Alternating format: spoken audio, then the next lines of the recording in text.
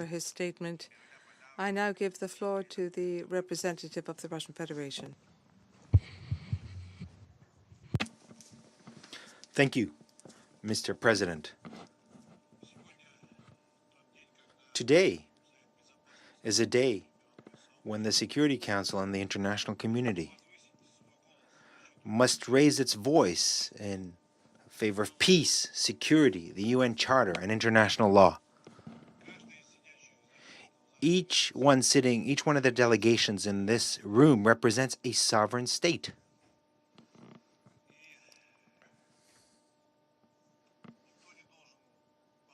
And no one should try to urge them or dictate to them how to interpret international law, the UN Charter, and how to exercise their own conscience.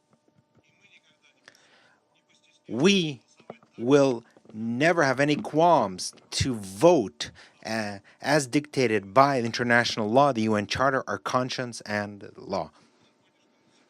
Today's meeting confirms that the United States, Great Britain, and France, permanent members of the Security Council, continue to put international politics and diplomacy in the realm of myth-making. Myths invented in London, Paris, and Washington. This is a dangerous aberration. It is a diplomacy of myth-making, of hypocrisy, of falsehoods, and of substitution of ideas and notions. If we continue down this path, we'll soon reach the diplomacy of the absurd. You're creating these myths, and then you're forcing everyone to try to believe in these myths.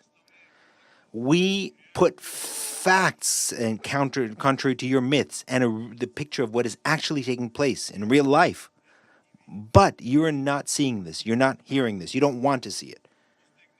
You're simply disregarding what we are telling you. You have invented a legend about this constant resolution that is being put forward and you provoke Russia to veto it, so as to present this whole situation in a favorable light. You distort international law by substituting important notions, concepts. You are engaged in open hypocrisy. You're demanding a conduct of an investigation, and even before the investigation, you appoint those who are guilty and punish them. Why didn't you wait for the outcome of the investigation which you yourself called for? The Security Council is in a state of paralysis because of you, because of your constant attempts to hoodwink the international community. You're not only placing yourselves above international law, but you're trying to rewrite international law. You contravene international law and you contravene international law while trying to convince everyone that your actions are legitimate. The representative of the United Kingdom to justify the airstrikes pointed to 3 reasons based on the concept of humanitarian intervention. Now, you're trying to substitute the UN Charter for this. This is precisely, we and other countries did not support that concept in the past and continue not to support it now, because we don't want this to become a justification for your crime. Once again, we demand immediate stop to aggression and refrain from the illegal use of force in the future.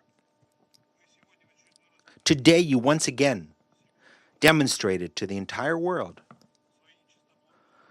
your illicit games.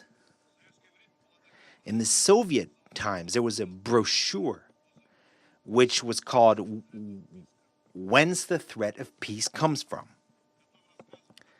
In that brochure, it spoke of military preparations by Washington and the NATO countries. Nothing has changed. That is precisely whence the threat of to peace continues to come from. Just look at what is being said and which drums of war are being beaten in Washington. Covering, using the cover of of hypocrisy and the interest in democracy and human rights.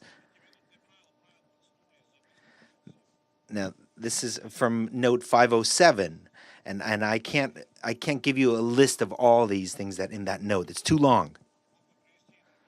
I can mention other examples about how the French president expressed an interest in the investigation in Duma and was ready to send French experts in his conversations with President Putin. Then all of a sudden that just evaporated because a different algorithm was launched. That's quite obvious.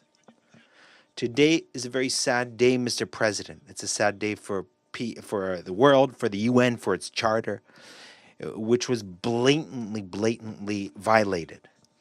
For the Security Council also, which has shirked its responsibilities. I would like to believe that we will not see a day that is worse than today. Thank you very much.